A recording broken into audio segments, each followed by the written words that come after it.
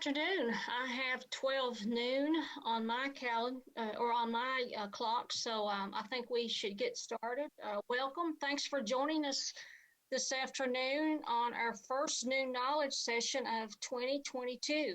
And I'm quite proud of myself that I have not wrote 2021 yet on any checks or correspondence. So I think I'm doing pretty good so far. But my name is Sandy Ratliff. I'm with Virginia Community Capital, and I'm one of the partners in this program, and we are so glad to be a partner. If you're not familiar with Virginia Community Capital, we are a nonprofit financial institution providing community development financial services in Southwest Virginia and all of Virginia. And we're happy to partner with the Washington County Chamber of Commerce, the Virginia Highlands Small Business Incubator, and the town of Abington to present this program on a bi-weekly basis. This program started in 2014 to support the Washington County Business Challenge to help competitors even after the training and the challenge. You can continue receiving training to help you build your skills for your business going forward. Just a little housekeeping before I turn it over to my co-host today. Today's session is being recorded for training and educational purposes. Everyone is muted as well. And if you have a question for our presenter, please post those in the Q&A section or in the chat feature, and we will address those during the session and especially afterwards. We are going to try to keep within the 1 hour time frame. So with that said, I will turn it over to Kathy Lowe to welcome our presenter. Sorry. I'm always happy to be involved in anything that Gary McGeough's doing. Gary has helped us over the years with not only the new knowledge, but the business challenge. He's a former small business owner who had a very successful business and understands all of the variables in small business ownership and development. Gary worked with SCORE. Is that organization still ongoing, Gary? The organization is going nationwide, but in Bristol, it's not. Okay. So Gary, but Gary is always been willing to work with any small business owner to help them succeed. So without further ado, Gary McGeough. Thank you very much, Kathy and Sandy. I'm just a pleasure doing this. If anybody cannot see the screen, they need to let Sandy know. We're going to talk, again, we're talking about the town of Abington, Virginia Highlands Incubator, Virginia Community Capital. We thank them for sponsoring this. The Small Business Development Center. The things that we're going to talk about today in terms of business plans, if you are in any of these areas you see on the screen, the Small Business Development Centers basically do the same thing. They are involved in helping entrepreneurs and any type of business with whatever they have, financial or business plans, forecasting or whatever. So don't be bashful. They're there to help you, and their services are free. What we're going to cover today is what a business plan is, what are the elements, the strategies, and keys to success, and financial statements and controls. What we're going to talk about is how to develop your idea, who's really doing what, how does this work, how much money do I need? Those are the kinds of things that we're going to sort through, or rather, the business plan helps you sort through. I'm going to forewarn you that we have an hour to do this. This will be an information overload. Grasp what you can. Whatever you can't, I'm going to provide you with my email and my phone number.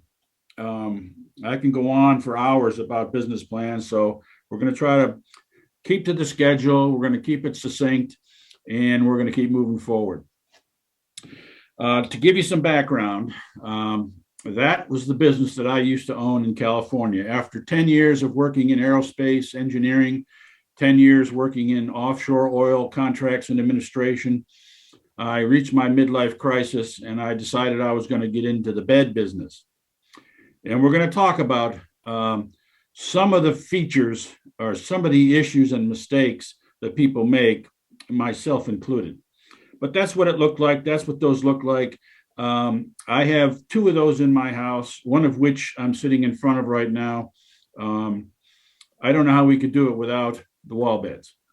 So anyway, it was a great idea. I did it for 10 years and then sold the business and moved to Bristol. And we'll talk a little bit about that too.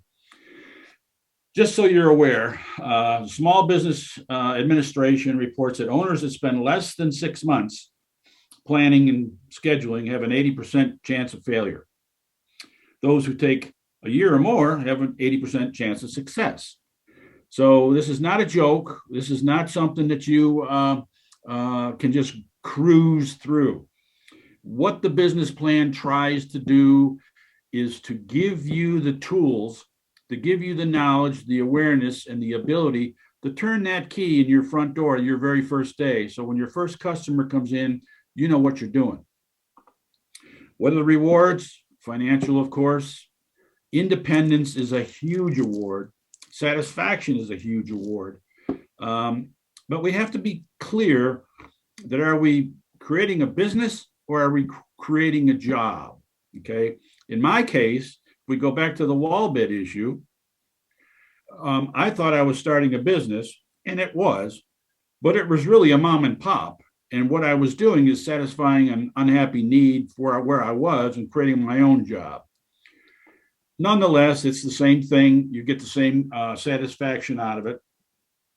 Small Business Administration also reports 10% are truly successful, 40% operate marginally, which was me, 50% fail, and 25% fail in the first year.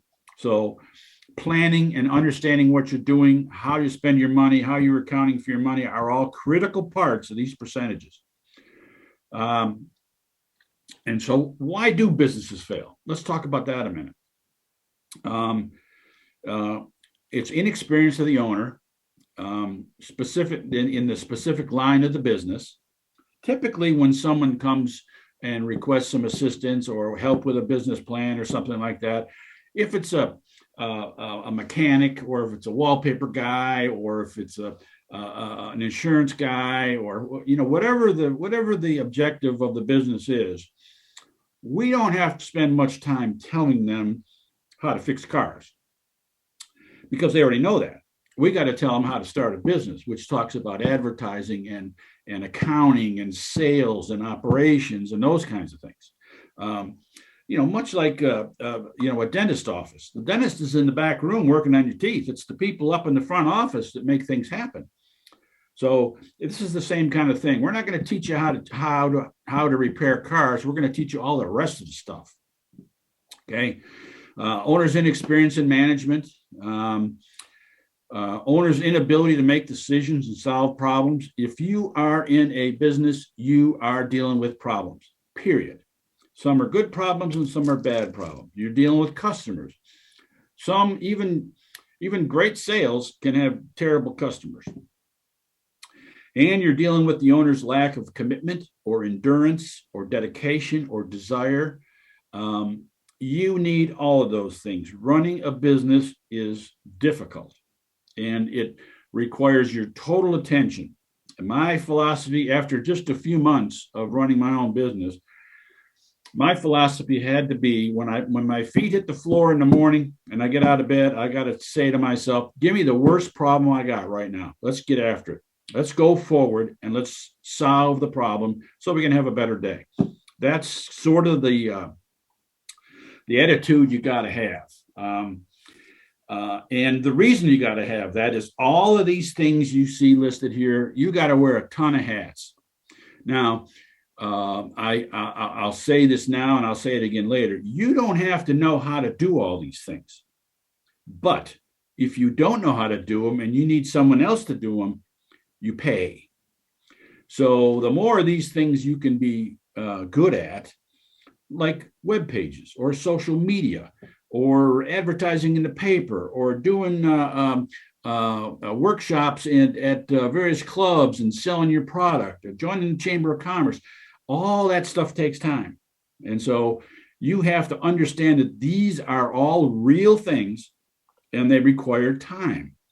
And we'll talk about that in a little while also. So what's a business plan and why do we need it? We need it to determine the feasibility of the business. Now, we can do a business plan or we can do a business plan forecast. By forecast, I'm talking about a spreadsheet. I like to do a month by month because it gives you more detail, but some people do it year by year. I like to do it month by month because then it addresses seasonal issues. Let's take a lawn service. How many lawns do you cut in the wintertime? So you have to know where your income is coming from, and you have to know what months it's going to be coming in. Not all, like jewelry stores, it all happens around Valentine's Day and Christmas. And so what do you do the rest of the year? Okay, so a spreadsheet will help you determine the feasibility of that. The business plan acts as a working plan for your operations of your business. It also helps you obtain capital. You just don't walk into a bank and say, "Hi, I'm Gary. I'm going to start a business. I need $20,000. Can you help me out?" They're going to say, whoa, just a second. We need to talk about what is it you need that money for. And we're also going to want to talk about how are we going to get that money back. We want to see a sales forecast. Okay, so we're going to talk about all those things. And it's a guide to your successful outcome. If you plan this right, and if you go through all the motions, you figure out the details, you're going to be successful. The other thing we'll talk about here is the business plan is a written document about how this is going to be operated and how it's going to be managed. There's lots of examples I can give you of that stuff, but maybe we'll talk through some of that later when we talk a little more detail. And how does your business address the market? What are your strengths and weaknesses? And you will be surprised, and we'll talk about this later, about how important understanding your competition is. It's not just, well, there's another guy down the street. You need to know more than that. And what resources do you need? How much money are we going to need? Do you need 10 grand? And what do you need it for? A lot of the discussion in a business plan is, what are you doing? Why are you doing it? Who are you? What qualifies you to do it? Who are your partners? How's this going to work? How much money do you need? Where are you going to be located? Do you have insurance? What does the bank say? All of these are questions. And you, as the business owner or the proposed business owner, you need to know the answers to these. It's your business. You need to, how much is advertising in the Bristol Herald Courier? How much is advertising, doing brochures? How much is posters? How am I going to do this? How much does it cost to do a web page? All of those kinds of things are questions that someone has to answer. And since it's your business, one would think you would have to answer them. All right. Let me see if I can keep going here. There's the legal status. Is this a sole proprietorship? Is it a partnership? Is it a corporation? Corporations need articles of incorporation. Partnerships need a prenup agreement. That's right. You heard me right. Like marriages, 50% or more of partnerships break up. Now, some break up for good reasons and some break up for bad reasons, just like marriages, I suppose. I mean, you could say, well, I've earned my first $1 million. My wife and I are moving to Florida. Adios. I'm done doing this. That's a good thing. Or it can be, hey, you took all the money last month and I don't have any and I'm out of here.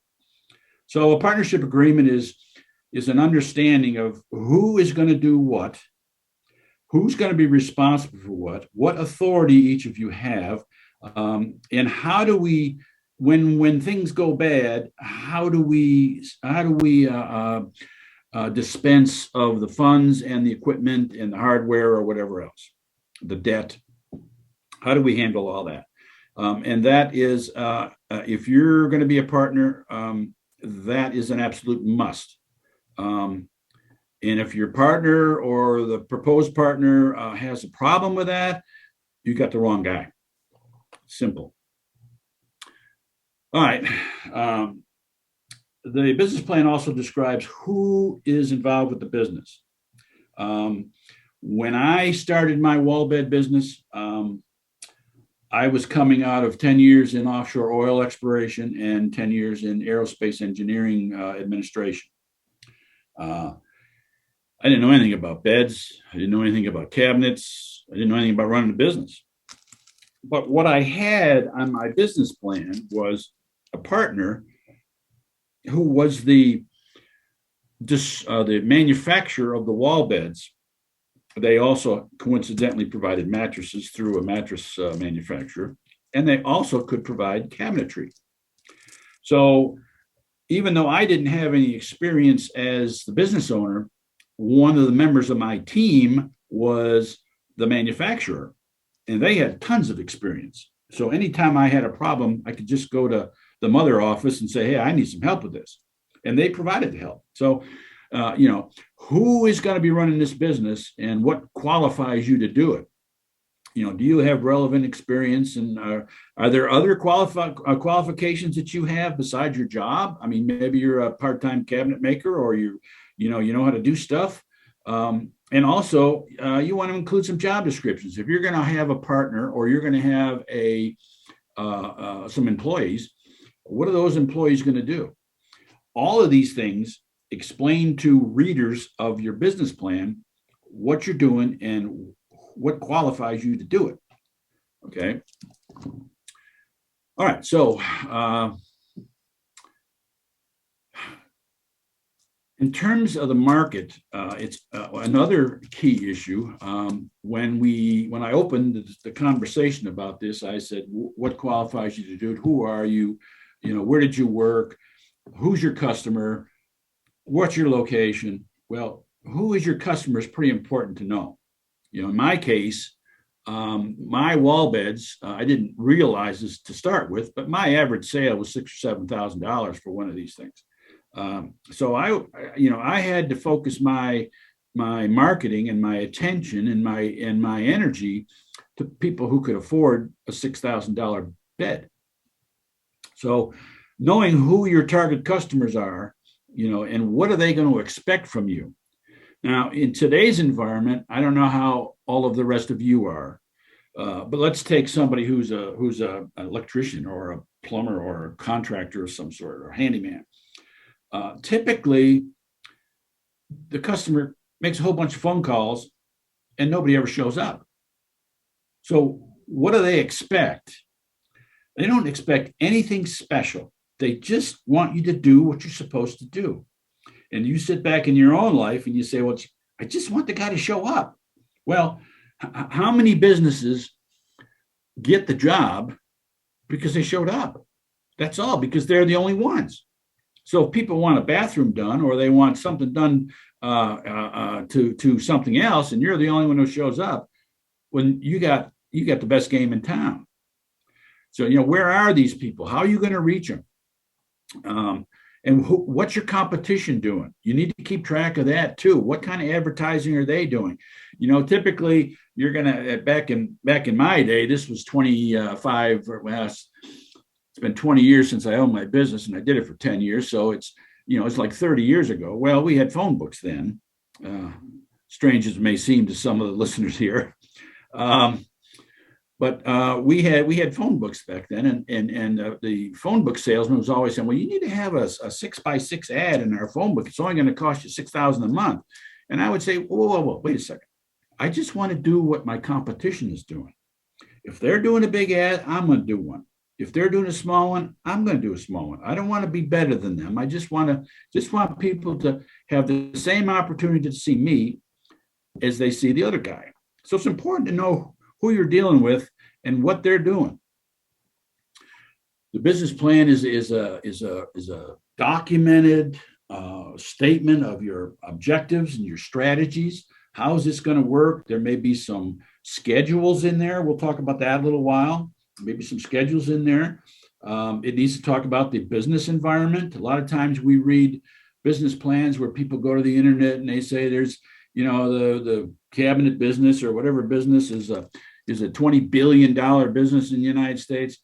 So A, it tells you, yeah, that's a big market, but B, what is it in Bristol or Abingdon? Maybe it's not the same. So what is the business environment? And sometimes based on the economies, smaller towns and rural towns like ours, trends in the industry lag by a year or 2 years or sometimes 3 years. So what may be popular in New York City right now, it's not going to get here for another couple of years.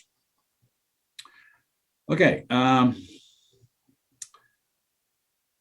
The business plan is a documented effort to communicate to readers, to partners. Now, partners, don't get me wrong, partners need to be part of the business plan because they're in the business, but they also need to understand the partnerships. If someone says, I'm going to be doing the operations and you're going to be doing the marketing, then don't be coming to me telling me you're going to change the way we do stuff, because that's not your job. My job is operations. Yours is marketing. It's also a way to explain the whole strategy to any employees that you have. This is what we're all about. This is the intention. This is the grand picture. Investors and banks, you will not get any funding from anybody without a business plan, unless you take a personal loan or a loan on your house or something like that, which may not be the best idea. Based on the number of failures in businesses, taking the money out of your house or taking a second mortgage on your house is not a good idea, because if you can't pay it back, you lose your house. So we don't want to do that. And it's also a guide for measuring your performance. Remember, we talked about doing a month-to-month profit and loss statement. So you could say, these are the things that we earn money with. These are the expenses we have. The bottom line is such and such. You can measure yourself against, well, how did we really do last month? Did we meet our goals? And it also, if you didn't meet your goals, well, then it allows you to manage your business so that you have to make some changes so you do meet your goals. Okay. The business plan is information about your customers, the size and the target group you've defined as your customers. What size are they? Location, needs. Is this just Bristol, or is this Johnson City, or is it the Tri-Cities, or is it Southwest Virginia? Where is your customer, so that you can get a feel for, how am I going to connect with these people?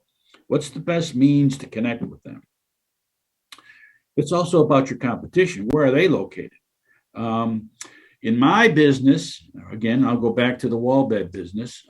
It's a long story on how I got into it, but we had a need in our house, and we only had a 2-bedroom townhouse in California, and we wanted to use the second bedroom for something else. And so I did some research, and I said, hey, what about a wall bed? And then I realized there weren't very many wall bed companies around. I thought, there ought to be more of these. Okay, so my only other competition was a company called Murphy Bed. And I said, my wall beds are $5,000 or $6,000 or $7,000 a pop. Theirs are $1,000, $2,000 a pop. So I need to understand what it is they do. And I need to understand how their methods work and how their equipment worked. And so when somebody came in and said, well, how come you're more expensive than them? I was able to tell them. So you need to know, who are they, what they're doing, and what makes you different. My quality was 10 times better than their quality, 10 times better. And so I said, look, when people come in and say, well, how come you're more expensive than them? I said, well, if you want a Volkswagen, you need to go to the other guy. If you want a Cadillac, you're in the right place. And so you got to know where your strengths and weaknesses are. The other thing that I'll tell you now while I'm thinking about it is, my philosophy when I started my business is, anybody who walked in that door, I was going to sell them a wall bed. I mean, they weren't leaving until I sold them a wall bed. And then I realized that's just not going to happen. And I realized that some people aren't willing to pay that kind of price. And so I said, and rather than do that way, I'm going to say, look, this is the price I need to get. And we're going to talk about pricing here in a little while. It's a very difficult thing for a small business. But I need to get a certain price for my product, and if you're not willing to pay that, then you have to go away, because I can't sell it at a loss. It just isn't going to happen. Okay, here is a sort of a project plan for your business, for your starting your business. You come up with an objective of what it is we're going to do, and you sort of survey the market. And survey the market is all kinds of things. You figure out what the funding is going to be. You come up with some designs and stuff. When part of starting a business, one of the first things, if I'm sitting across the table from each one of you, I'm going to tell you, depending upon your business, I'm going to say, you do your research about the local businesses and where they are and all that. But you're going to learn a whole lot more, a whole lot faster, and make a whole lot of fewer mistakes if you get in a car and you go somewhere else and go chat with somebody who's doing the same thing. Knoxville, Roanoke, Asheville, it's part of your business development. You're going to open a dress store. Why not drive to maybe Johnson City is still considered competition. So maybe you go to Knoxville and you go to a couple of dress stores and you go in there and say, how long you been in business? How much money do you make? Where did you get those fixtures? Who is the salesperson for that product line that you're selling? Where did you get these display cases? Where did you get these racks to hang things on? What about that lighting? Where'd you get that lighting? By asking all these questions, and not everybody will answer you, but if that person has a successful business, they're going to want to talk about it. They're going to want to help you. And so you can glean all kinds, where do you advertise? What is the best means of advertising? Some of you may know when you walk into a store, somewhere, furniture store or something, and they say, well, how did you hear about us? What they're doing is they're saying, I advertise in 6 different locations and I want to know which one worked. So when I ask you, how did you hear about us? Aha, and you say it's the Bristol Herald Courier, then I say, aha, that advertising is working. And if no one says the Bristol Herald Courier, then you say, you know what, we got to do something else. This isn't working. So you got to be aware of all that stuff, and it's you're going to learn a lot of information in a short period of time by taking a trip and getting together with 1 or 2 or 3, dress stores or whatever you're doing, to find out what works for them. It's going to save you a lot of problems. And if you hit the right person, they'll tell you. Okay, so you're talking about permits and the build out of your store. If you're going to have a brick and mortar store, where's it going to be? You better have A, B, and C locations, because sometimes a plaza or a strip center or something is going to say, well, this is not what we do here. We would rather wait for somebody else to come in here. And so you may not be able to lease the space, or you may find out it's the cost per square foot is too expensive. Every dollar you give somebody else is less the dollar that you have. All right, so business plan outline.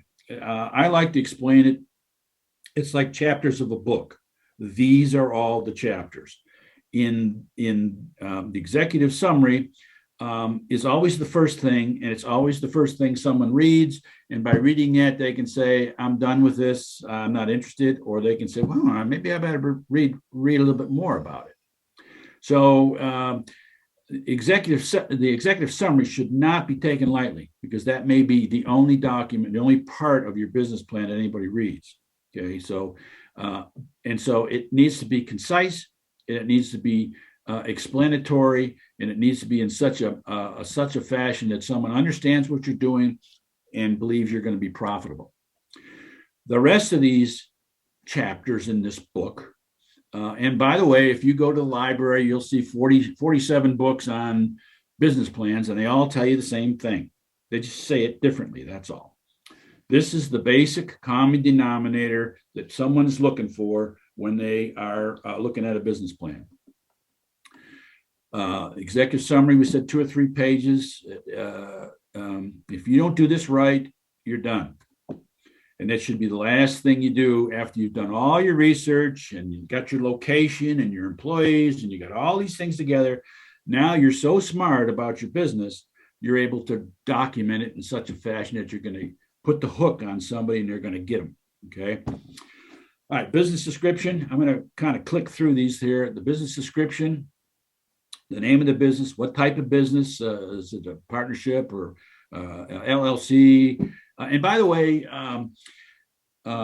it's nice to be able to say in your business plan that we're going to be an LLC or we're going to be a partner, or we're going to be this, we're going to be that. You can change this stuff whenever you want. So my philosophy is that's a tax thing and maybe a liability thing, but not so much liability. If you're going to have insurance, you're going to be covered for a lot of stuff. But that's not something you should waste a lot of time on when you're developing your concept and when you're developing your business plan. That's sort of a last minute thing that says, I don't know, what do you think? You go to your accountant or your attorney and you say, well, what do you think? And they'll give you their opinion and you say, okay, fine. But it doesn't really impact what am I doing? Why am I doing it? What qualifies me to do it? What's my location? Who's my customer? How much money do I need? None of that has to do with a partnership or a sole proprietor. Now, a partnership may come in as an important item if you're a partner, because there's going to be some, what type of business is this and who's going to do what. Okay, and that's going to be part of your business plan. So making a decision if it's a partner or not could be important there. What's the reason for starting the business? Are you filling a void, or are you unhappy with all the service you've gotten from somebody else? The quality of their stuff is falling apart. Why are you doing this?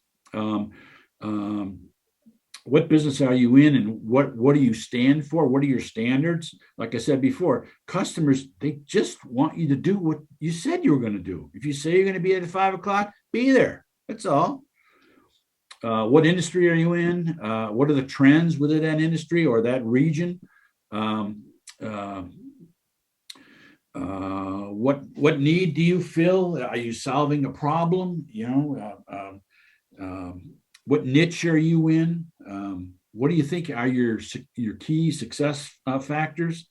And what are your goals and objectives?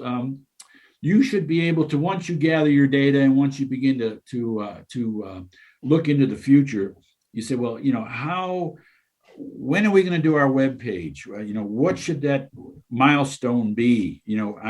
At what month? What month do we go from the red into the black? Or what month do we add additional products or services to our menu? Okay. Products and services. What do you sell? In my case, I sold, and this is sort of a funny little story here, but I wanted to sell beds. I was in the bed business. Well, if you remember the photo I showed you, there was a mattress that folded down, and then there was a room full of cabinets. Well, it wasn't until I was in the business for a month or two, I realized that I wasn't in the bed business. I wasn't in the mattress business. I was in the cabinet business, because $5,000 of every $6,000 sale was cabinetry. So all of a sudden I said, oh man, I got to figure this out. Now, fortunately, cabinets are square boxes for the most part, and I could figure it out. But there's drawer glides and handles and colors and stains and woods and all these other things that I had to figure out, only to find out that I was in the cabinet business. So it's important to know what it is you're selling. And I wasn't so much selling beds or even cabinetry. I was putting an addition on your house, because in California, you can't do anything. You just can't do anything to your house. In some cases, you can't even change the color. So if I'm in a small house and I need a bigger house because I got another kid or 2 kids, or grandma moved in or something, how do I do that? Well, you have to get the big queen size bed out of the room so you have room to move around. Well, that's what I did. I provided more space. I made the house bigger without changing the footprint. So you got to know what it is you're selling. Okay. Maybe it's convenience, maybe it's room, maybe it's quality, but you gotta understand what it is you're selling. What service do you deliver? In my case, it was convenience and it was space. The pricing strategy.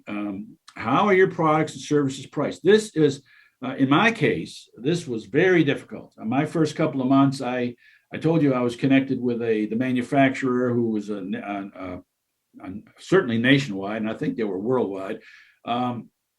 And I had a problem. They sent a couple of guys down this was in Minneapolis, Minnesota. And they looked over, they walked in, they looked at my showroom. I had prices on the beds and stuff. I had a whole bunch of examples. And they said, well, we're ready to go home. And I said, wait a minute, you just got here. He said, we're just looking at the price tags. And I said, yeah. And he said, you don't charge enough. Simple as that. You don't charge enough. That ought to be twice as much as you're charging. And that goes back to my comment about I wanted everybody who walked in there to buy a wall bed from me. And the real answer was, you can't do that. You have to price your products where you're going to make some money.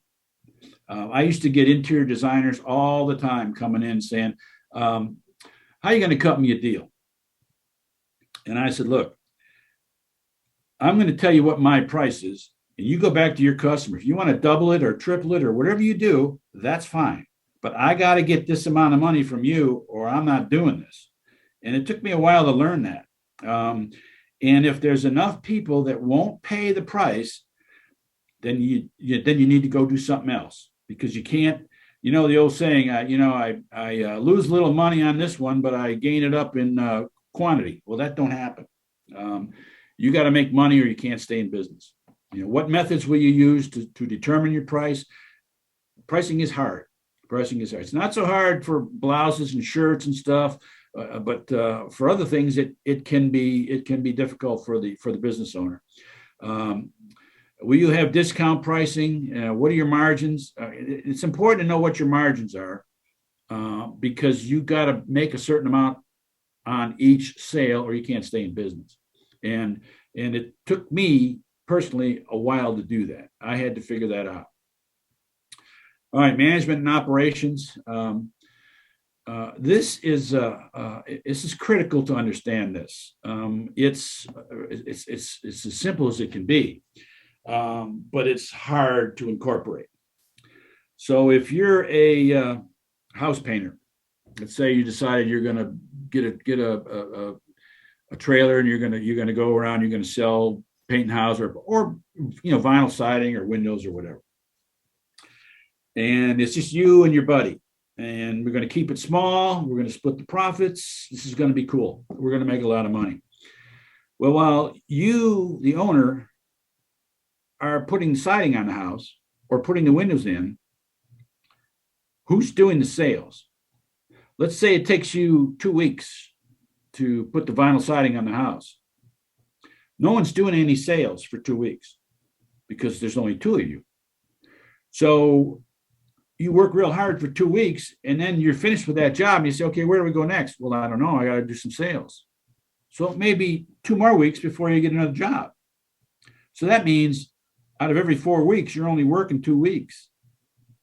So, and if the equipment breaks down, who's going to be responsible for fixing that stuff? Or if the purchasing has to be done about getting a new trailer or something. Or what about accounting? Who's going to do your accounting? Any small business that's considering getting into business of any type, if you are not doing electronic accounting, by electronic accounting, I mean QuickBooks or Quicken, or there's several different programs. If you're not planning to do that, then you got rocks in your head. I don't know what to tell you. At the end of the year, when the tax man comes, or every quarter, if you hire an accountant or a bookkeeper and you hand them a shoebox full of receipts, they're going to turn around and walk out. You have to know how to do this stuff. And so this is part of the things I was talking about initially. If you're going to be a sole proprietor or you're going to have a partnership, someone has to be the accountant. Somebody has to do this. When do you send out invoices? Or maybe you're a lawn service and you say, when I'm done with the lawn service, I just write up a little bill and I put it on the guy's desk, or I put it on his, in his mailbox because they're not home. Well, then how do you follow up on all that stuff? Who does all that stuff? Pretty soon you got a whole bunch of copies of invoices. You don't know who paid and who didn't pay. Someone has to do these jobs.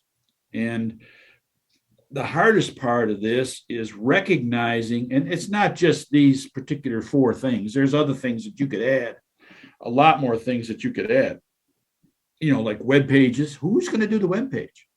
Are you going to spend $200 or $300 a month for somebody to type something into the computer that you're going to tell them what to type? Because the web page guy doesn't know anything about your business. They're not on site taking photos of happy customers or great lawn services or the new windows or the dress store. They're not there. So you have to do all the work. And then you send it to somebody and they charge you $200 or $300 a month just to put it on the web page.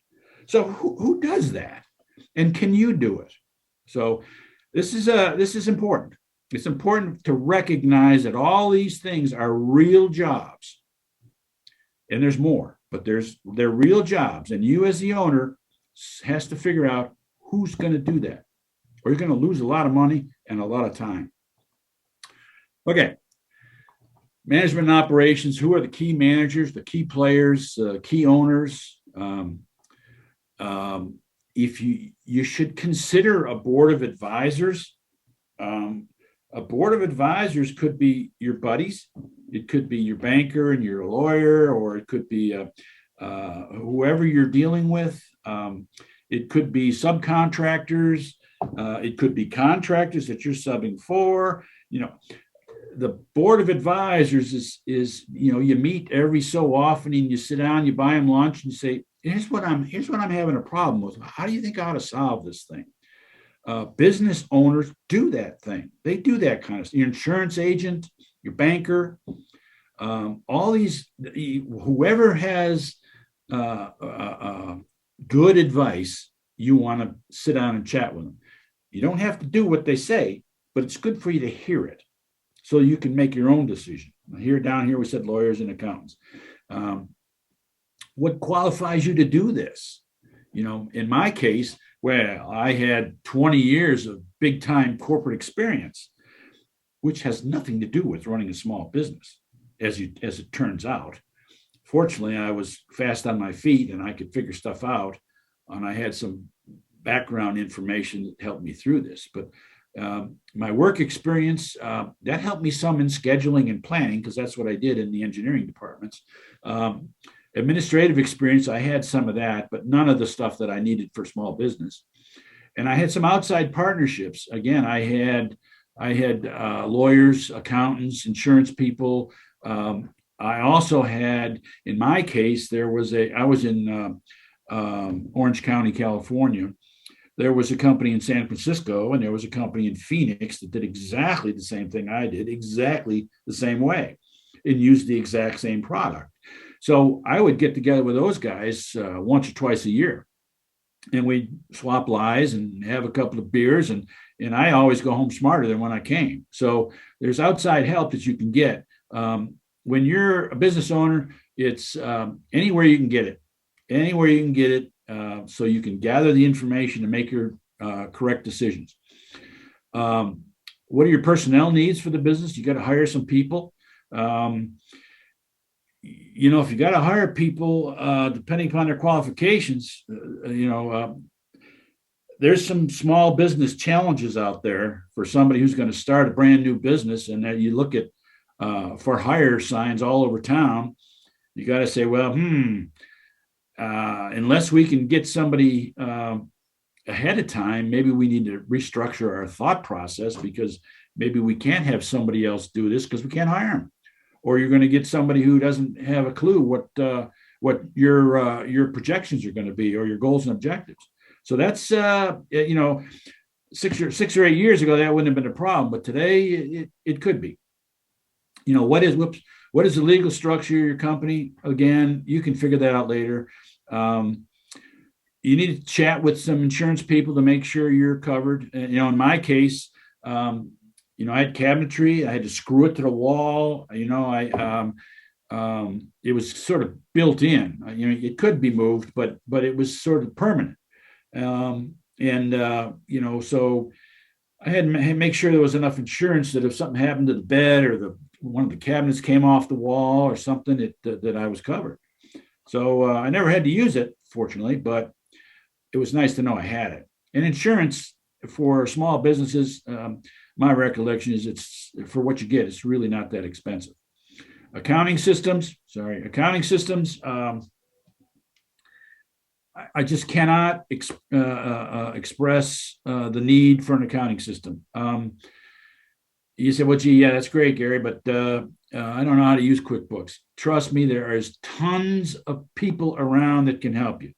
There's classes. In fact, Sandy Ratliff she's got a workshop on her YouTube about QuickBooks. I want to say, Sandy, that it's a two-part deal. It's part one and part two. But for the most part, when you put the CD into the computer, it sets itself up.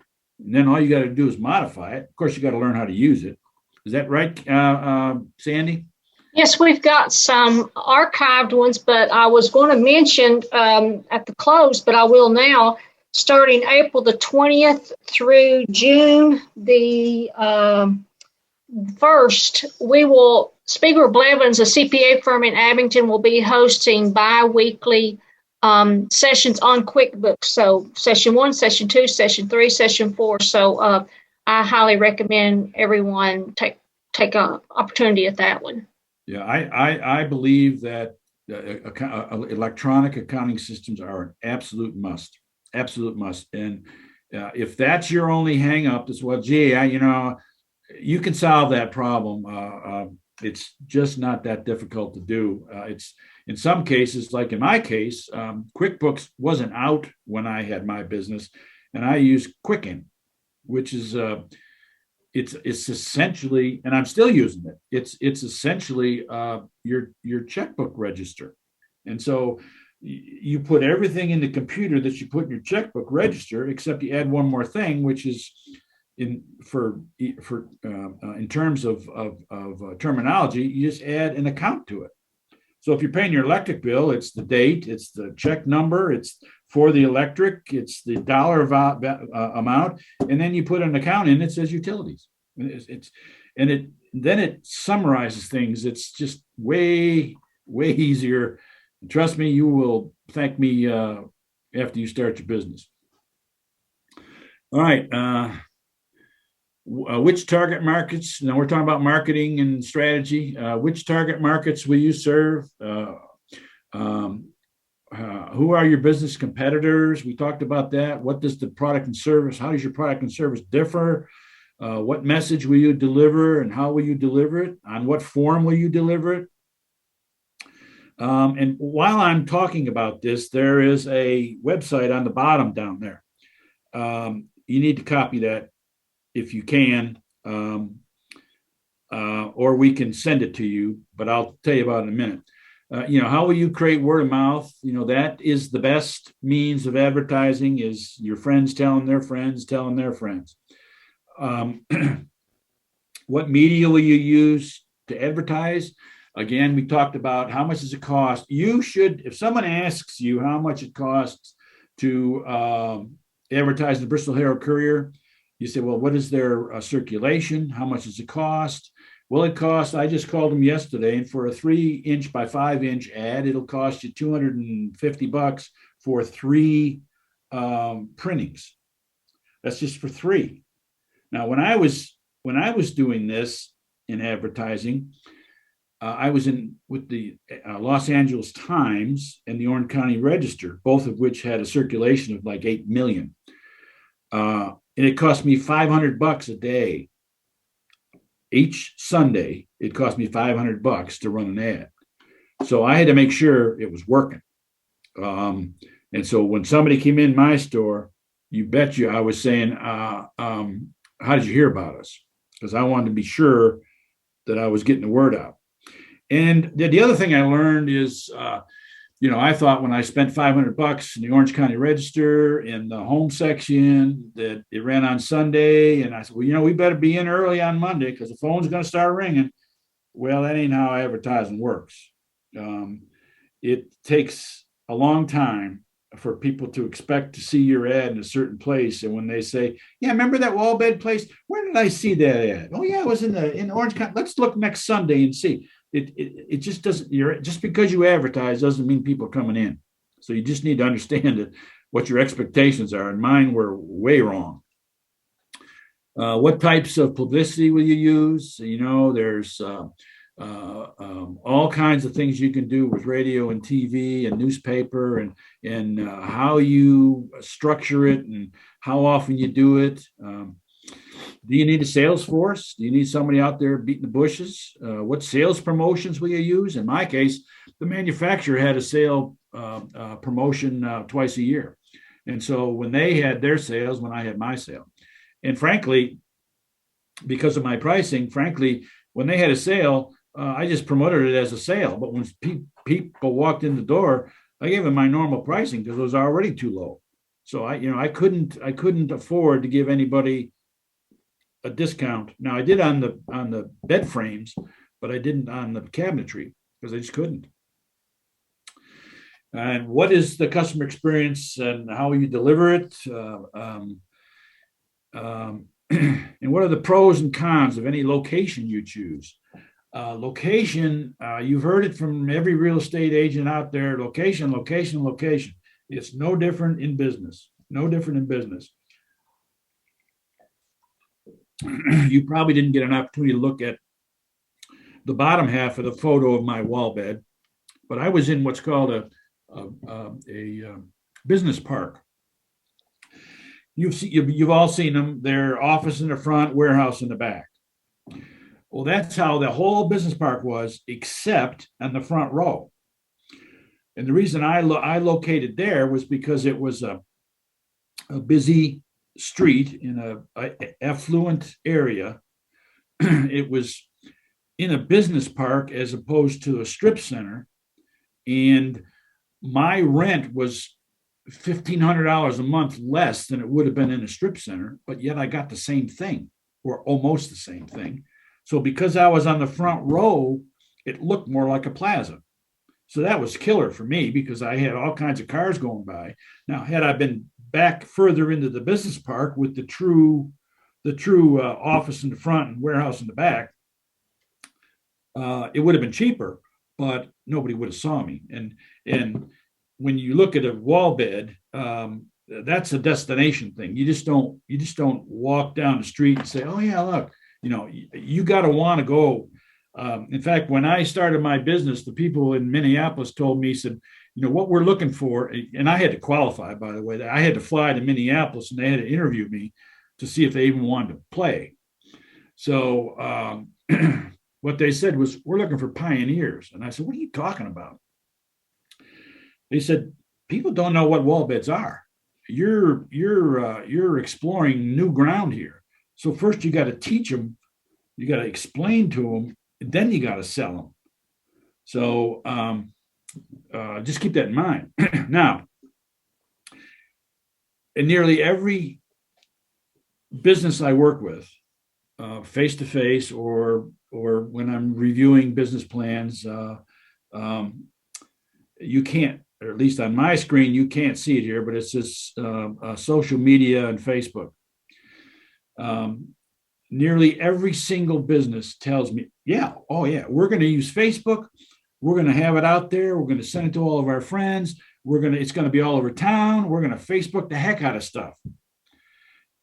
And then that doesn't fly with me unless you come in with a social media calendar. And by that, I mean, you think anybody out there who's listening to this that is on Facebook, ask yourself, how many companies small businesses in my area do I see coming in on my Facebook page? And in my particular case, almost none. And so I'm saying to myself, every business says, I'm going to do social media and Facebook, but they don't. Even though it's free, they still don't. And why don't they? Let's go back to that organization chart where I said sales, or it could be marketing. If you're putting siding or windows on a house, who is going to do the social media? You say you're going to do it. You say you can spread the word. You say it's free. All I got to do is do it. But how many of you out there are getting a bunch of sales or promotions or marketing information from small businesses in your area? I don't get any. So that tells me you say you're going to do it, but you're not. Okay. So that's why I say, if you're coming to me, I'm going to say, in the marketing area, if you mention social media, I want to see a social media calendar. I want to see what it is you're going to say when. You know Valentine's Day is coming up. Summer's coming up. 4th of July is going to be here. What is it you're going to do to promote your product during these holiday seasons? Just tell me, because nobody's doing it. And they say they're going to, and their business is going to rely on marketing. You have to market your business. And if you say social media is going to be my ticket, I'm not seeing it. And so it's not happening. And so small businesses are suffering. Okay. So this article on the bottom here, I put that on there a couple of months ago. It's a pretty good little article. It's a pretty good article. Okay. Competition. We talked a little bit about competition. Who are they? Are they direct competitors, or they have something similar? How is their business? You should know as much about their business as you know about your own. I can't tell you how many wall bed sales I made for $6,000 to $7,000, only because I was able to explain the other person's product versus my product. And they said, well, we don't want one of those. And I said, well, it's a whole lot cheaper, so it's important to understand who the competition is, and it's important. And how long have they been around? Have they been around for 100 years? So how big a hill has that competitor built for you to climb? Because you're going to have to overcome them to do better than they are. What have you learned from them? Have you seen sales? You talk to employees. What are their strengths and weaknesses? How does their business differ from yours? You got to know all that stuff, because if you don't know it, who is supposed to know it? This is your business.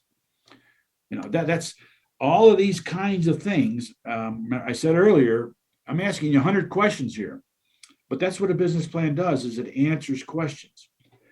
And let me see what's going on here. Okay. And here's an analysis of competitive A, B, and C. And then how do you guys differ? Maybe it's price, maybe it's location, maybe it's quality, how long they've been around. There's all kinds of questions you can ask yourself, but it's sort of a scorecard. All right, location. We talked about location. What are your needs? Do you need to be on Volunteer Parkway? Do you need to be on State Street? How many square feet do you need? What's the lease going to cost? When you start laying the cost of the lease into your spreadsheet, what's that going to do to your bottom line? The duration, what is the build out going to be? How much is the cost going to be a build out? If you're going to rent a space that's never been a restaurant versus a space that's already got the restaurant equipment in it, but they couldn't survive, well, now you don't have to do that. It's already there. So there's all kinds of things you can, and you better have an option B and C. Even if option A is your primary location, option B and C, you got to have that, because there's all kinds of things that can go wrong. And there's some things out of your control, some things out of the landlord's control. I was going to start a cabinet refacing business here in Bristol, and I went downtown. I looked at the planning department. There was nowhere in Bristol I could put my little business. Nowhere. They said, well, you can put on an industrial park. And I said, I'm looking for, 300 square feet. I'm not looking for 10,000. the only spaces that were available to me, now this goes back a ways, but the only spaces that were available to me they already had businesses in them, that were zoned. So they said, well, just go ahead and get rezoning. So what rezoning meant, it takes a minimum of 3 months to get something rezoned. So here I am standing by for 3 months, and first I got to find the location. Then I got to convince the landlord to go through all this trouble, write all these documents to give it to the city council so they can take 3 months to say yes or no. I don't have 3 months. So there's a lot of things that are beyond your control. And so if you're going to do something downtown and it's not zoned, you need to think of a plan B or plan C, because it could take too long. In my case, it was going to take too long. Oops. Okay. Financial projections. This is an example of a pro forma profit and loss. What I tell everybody is running a business is not easy. It takes a lot of time and a lot of effort. And you got to be sure that bottom number down here is something that's agreeable to you when you figure it out. Otherwise, it's a whole lot easier to clock in at somebody else's company than to do your own. And this is a whole discussion all by itself. So pricing we talked about. I'm almost finished, Sandy. Pricing we talked about. It's very difficult. It takes a lot of thought and a lot of understanding of your total cost and your marketing and all the things that go into your price. We talked about you should be doing a SWOT analysis, strengths, opportunities, strengths, weaknesses, opportunities, and threats on yourself. What's your competitive advantage? Continuous improvements. That is blinking, because the most important thing in a business is self-sufficiency. Anything else besides you doing it yourself is going to cost you money. So if you can do your own webpage, and they're easy to do, if you can putz around with your own graphics, make your own newspaper advertisements, do some sketch work or cut and paste artwork, any of those kinds of things you can do yourself. And again, we don't need to teach the mechanic how to fix cars. We need to teach them how to do all these things. All of these things. That's what your business plan's about, to get you sufficient so you can handle these things yourself. Employee training, negotiating favorable partnerships. All right. This is me. This is my number. This is my email. Sock it to me, because my job is to help you guys do this stuff. And I've been doing this for 20 years through both the Washington County Chamber and the Bristol Chamber. And if there's something that we talked about or something I haven't talked about, I have got a document on my computer that'll explain it to you. I got it all. So I'm sort of the answer man. And so we can figure this out. And I'll be happy to give you whatever help you need. If you want me to review your business plan, whatever you need, I'm here to help you. I'm the guy. So thank you for tuning in. Sandy and Kathy, thanks a lot for the opportunity. If there's any questions, lay them on me. Thanks, Gary. I'll just mention, if anyone has a question for Gary, please put those in the Q&A or chat real quick, because I want to ask him a couple questions. There's no doubt how important that a business plan is for that business to know what it's going to take to get started, how are they going to manage that business and grow it. But my question is okay, I've developed my plan. Now, as a professional that wants to make sure that they're doing the right thing with their business, how soon should they review that? How often should I review my business plan to make sure I'm keeping on track, I'm doing what I'm saying I'm going to do? Let me scoot down to the bottom here. Let me figure out how to do that. I want to keep my address and my email up. I clicked on something that I shouldn't have done, Let me answer that question for you. Not only is the business plan help you organize your thoughts. There it is. Whoops. Oh, I just did it again. Wait. Not only does the business plan help you organize your thoughts,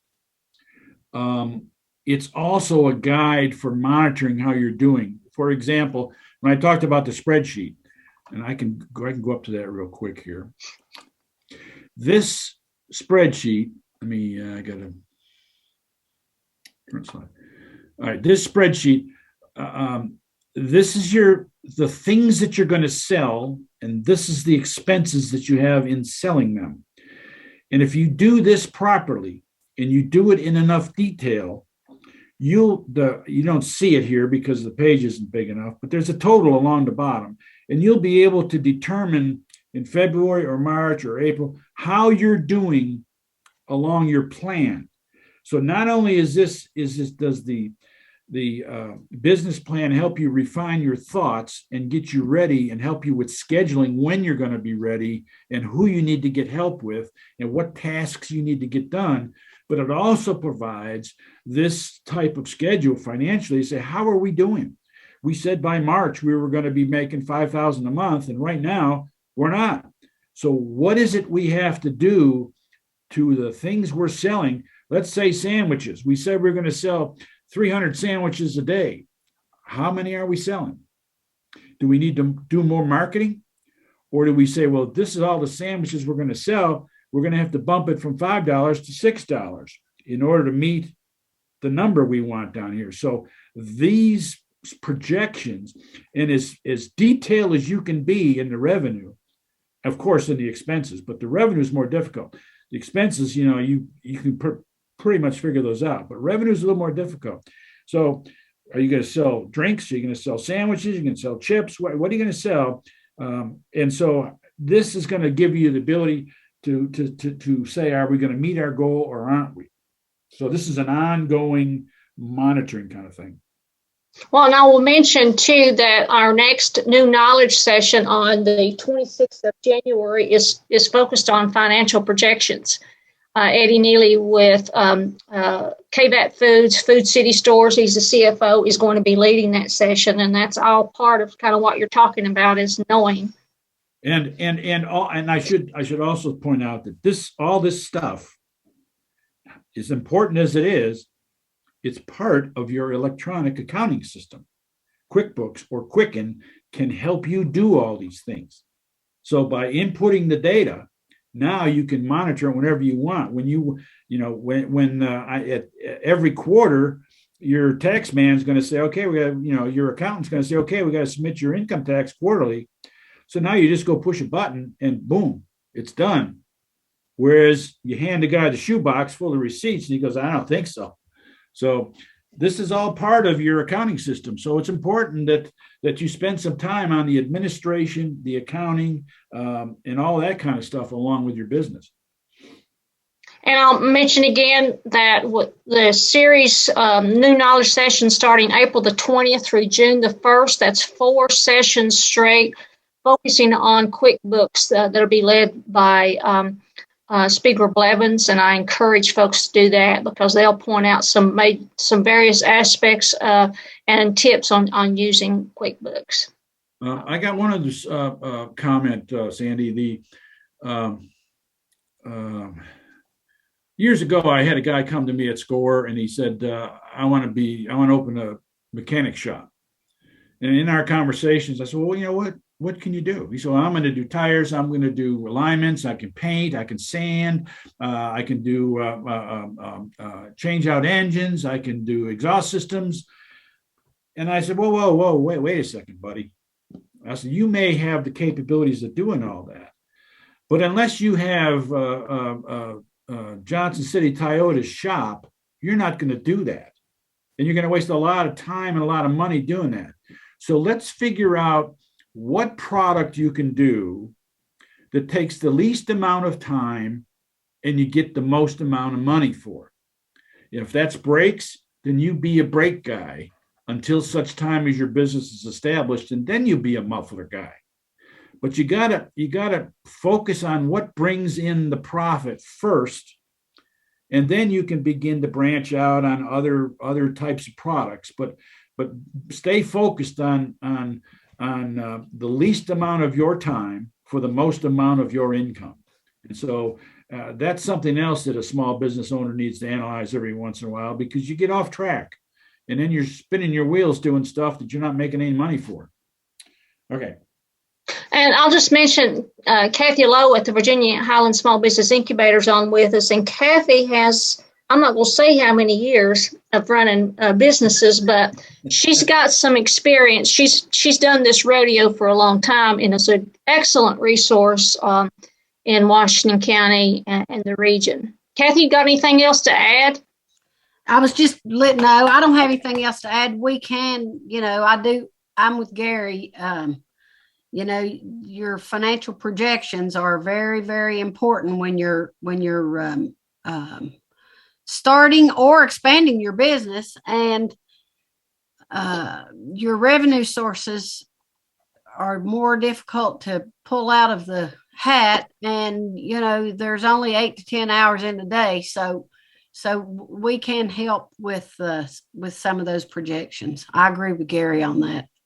Yeah, and the other thing I'll say is, you've got Sanding, you've got Kathy, and you've got the Washington County Chamber of Commerce, you got small business development centers, you got the Bristol Chamber of Commerce. There is assistance for your business and assistance for your business plan and your planning and your financing. It's everywhere. So don't be bashful, because the people who are the ones who are in the percentage rate that they fail. Okay. True. Well, Gary, I'd like to thank you for your time and sharing your expertise and knowledge with our folks today. And I would like to thank each of you for participating with us. And I hope that you are able to take away a number of good tips for you. Hopefully, the biggest one is there's help there to help you, whatever your needs are. Just a reminder that today's session was recorded and it will be available on Virginia Highlands Small Business Incubators Facebook page. And then we have a YouTube channel called New Knowledge. Just go to YouTube and type in New Knowledge and you'll find that. You'll see there close to 150 workshops that we have been providing almost 9 years now, and they're available for you on, you name the topic, and I would say that we've done that before. And those are some phenomenal workshops on all types of small business subjects. It's worth you to go back and look through those things and see if there's any interest, because they're all very good. That's like you said earlier, that why don't people use social media? Because it's free and you hit a lot of people. Why don't they? Well, maybe it's because they're not comfortable. So I guarantee if you were to go to our New Knowledge archives, you will find lots of workshops on how to develop your Facebook profile and how to market on that, as well as using YouTube and LinkedIn and developing videos. There's tons of resources there. So it's there. We're blessed to have it, so take advantage of that. Again, I want to remind you, in 2 weeks, Eddie Neely, with the CFO at KVAT Foods, Food City Store, will be leading our New Knowledge session talking on financial projections. So I hope that you will join us. And if you like the content today, please share that when we post it up online to others that could take advantage of this. And if you would like a copy of Gary's slides today, we'll be happy to send those out to you as well. So thanks again, and look forward to seeing you in a couple weeks. Have a blessed day. Thank you. Bye-bye. Thank you.